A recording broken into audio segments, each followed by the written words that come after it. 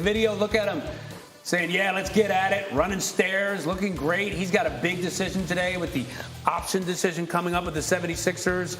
And look, this is what Philly fans want to see. James Harden working out, getting in shape. But, Brian, what do we know right now about Harden in this contract option situation? So we believe that James Harden is going to remain with Philly in a medium-term contract. Probably not a 5-year deal, but maybe a 3-year deal, maybe a 4, depending on the guarantee. But I don't think we should assume necessarily that he's going to opt into that $47 million. And maybe this is one of the reasons why it's coming down to today's deadline. Philly needs to rebuild the depth that they lost in that trade. And if Harden is willing to take less than the max, which it appears that he is going to, he could opt out of that contract, lower his salary down from $47 million for next year as part of a new deal that guarantees him probably over $100 million. And then that would free the Sixers to use their full $10 million mid-level exception. They already made one move last week when they traded for DeAnthony Melton at the draft to support their bench. They could potentially look to sign a guy like P.J. Tucker, but to fit P.J. Tucker on their books, they're going to have to offload some money. And one of the ways they can do it is by Harden restructuring that contract. See, I think it's fascinating because you're talking about all the parts they could bring in to make Sixers a better team. But I also hang on to the idea of a possible $100 million deal. And I can guarantee you there's people out there who are listening to that and saying, is James Harden a $100 million player?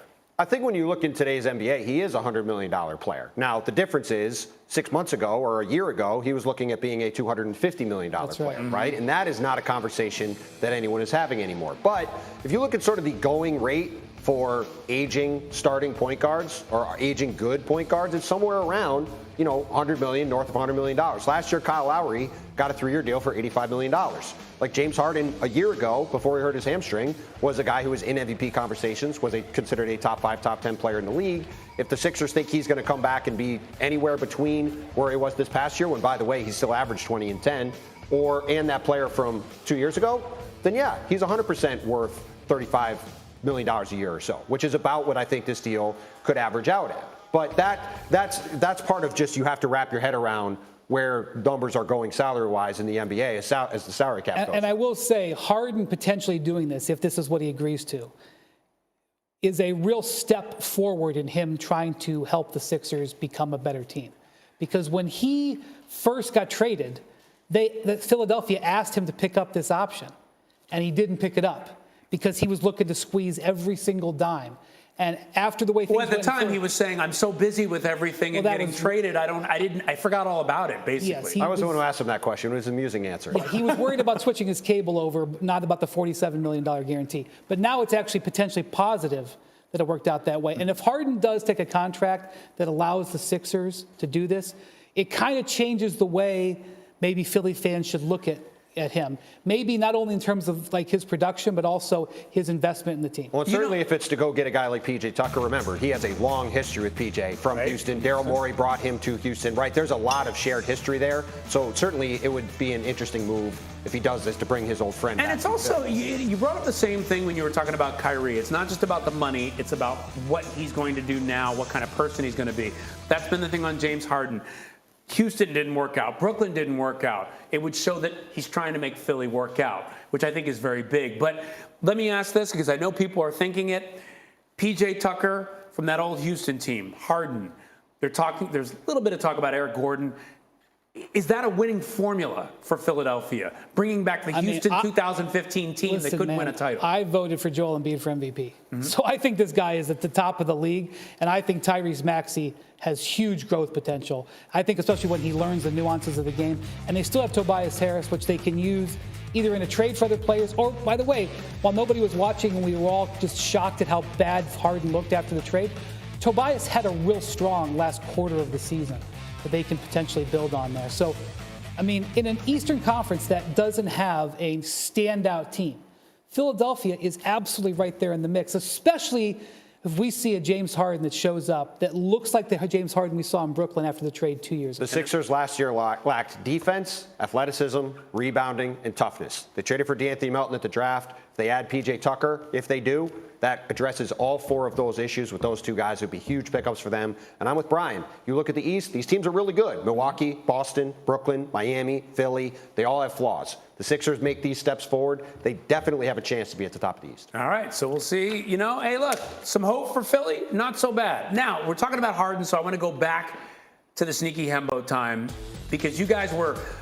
talking to each other on the break, trying to figure this out. James Harden, one of two players in NBA history to average 30 points 3 times, 10 assists, 3. My guess is done. You don't see Monty Williams say anything even remotely close to negative about somebody when he said it was an internal issue when DeAndre Ayton got benched for the second half of that Game 7 loss. It felt like a final statement on his tenure in Phoenix, and he's going to be one of the real interesting guys to watch in free agency, see what happens with him, assuming he goes elsewhere. Yeah, where will he go? Will he get a max deal? All big questions for him. Wendy, Kyrie will be a Net 1 year from now. No.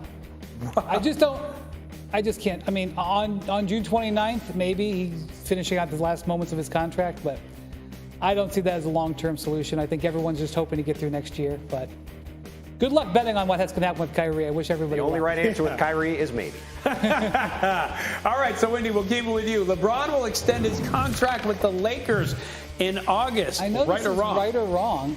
I don't know. And I'm not sure it's been totally decided within the LeBron camp either. I feel confident the Lakers are going to offer him an extension. We got 6 weeks between now and when he can even consider it. So I'd love to be able to give you a strong, solid answer here, but I don't think it's been decided. Well, and part of the calculus is even if LeBron wants to come back, right? The Lakers, as we've talked about a bunch this week, do not have a lot of flexibility. LeBron could maybe opt out and give them a little more flexibility than extending for a huge number with Anthony Davis on a huge number. I'd be interested to see if he'd be willing to do that, given all that he's had to give up with that For team. sure. But He's a billionaire now, Ryan. yeah, that's true. That's true. I guess a couple million doesn't matter. And if it gives them a chance to win when they don't have one, I mean, it's at least something that's part of the calculus. There's a lot of things at play there. Okay, so I want to get to this. Wendy, we've been talking about this before the show, during the show, about a potential trade proposal for Kyrie that an NBA exec brought up to you. So you're just the messenger. It's not just an NBA exec. Okay. Multiple. Oh, okay. So Bring obviously, it. when Kyrie opted into his contract, it looked like he closed the door on the Lakers. Like that, and then the Lakers' dream of getting a potential Hall of Fame player for $6 million still in his prime died. And that was obviously very sad for Laker fans. If the Kyrie reunion coming back to the Nets hits some bumps, and they explore the possibility of, you see, I said if. Mm-hmm. There's people in this league, agents, executives believe that talks with the Lakers could be restarted. And so you say, well, how can they possibly get him? Why would the Nets ever consider taking Russell Westbrook for Kyrie Irving? Why would the Lakers consider paying draft picks? And the reason is because in a potential trade like this, the Lakers would save $11 million in actual salary and potentially up to $30 million when you include the luxury tax. So right there is enough as a reason to include potentially a first-round pick in the deal.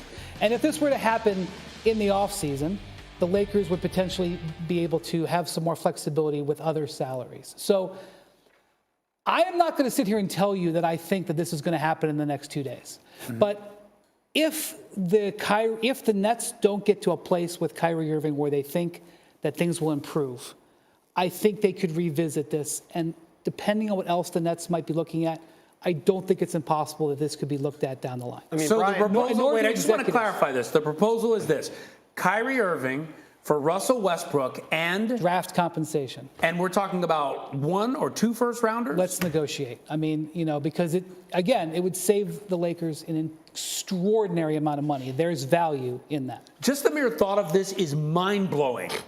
On so many levels. Tim, would Durant play with Westbrook? How would Westbrook fit in all this? Would the Nets do this? Would they even be a contender after this? Please. If Brian's saying that the Lakers would save money so they have to include draft picks is the laughable part of this. I understand where executives are coming from, given that the Lakers are the only team interested in trading for Russ.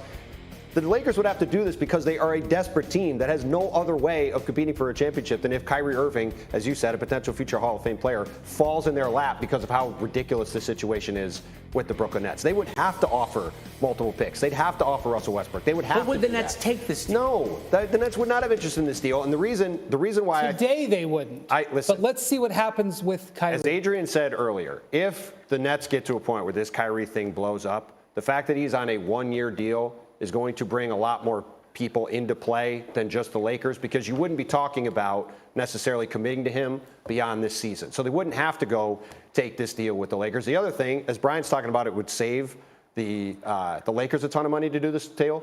It would cost the Nets a ton of money to do this deal, right? Which is another reason why there'd be draft compensation. Well, I mean, yes. I don't want to devolve into too hypothetical on top of a hypothetical, but you have to also realize that if you're going to trade for a guy like Kyrie Irving, you don't necessarily want to rent him if it's going to cost you stuff. So if you want to trade Kyrie, you want to maybe trade for him if he wants to stay. Well, which I is think, why but the issue is not a lot of people want to buy into Kyrie. I think teams would potentially rather rent. I mean, I think that is to me that is the appeal of this situation, is you're not buying. But I have to say the other side of this on the Nets side is they're getting the expiring deal of Russell Westbrook, which is a value to them. And right? they have the draft picks that they got from Philadelphia Right. in the Harden trade, and they would have draft picks that they potentially would get from the Lakers that they could then reroute. It also may determine, Ryan, on what Russell Westbrook looks like this season. Right. How his situation develops in Los Angeles, because we have a team in Los Angeles saying, Russ, we want a different Russ next year. And we have a team in Brooklyn saying we want a different Kyrie next year, both on big one-year contracts. And so if there's turbulence on either end, what the league executives are saying is keep an eye on those two. Real quick, does Kyrie want to be in LA right now? I don't know what Kyrie wants. Okay, what do you think? I think Kyrie wants to be on a long-term deal with the Brooklyn Nets. That's what he wanted this entire time. The fact he opted in was because he couldn't get that. And everything else he was trying to do was secondary to that. That was his first thing. I want to sign with the Nets long-term. The Nets didn't want to do it. Okay, but he might still want to be in LA. I won't let it go. I don't know why. Listen, I think Kyrie Irving and Kevin Durant want to play together. I think that is what they, at a number one level, that's what they want. That's why this whole situation has played out the way it has. And this is what makes the NBA so great, that this could actually happen. And by the way, let's talk about James Harden and shift gears here. He's apparently been working out hard.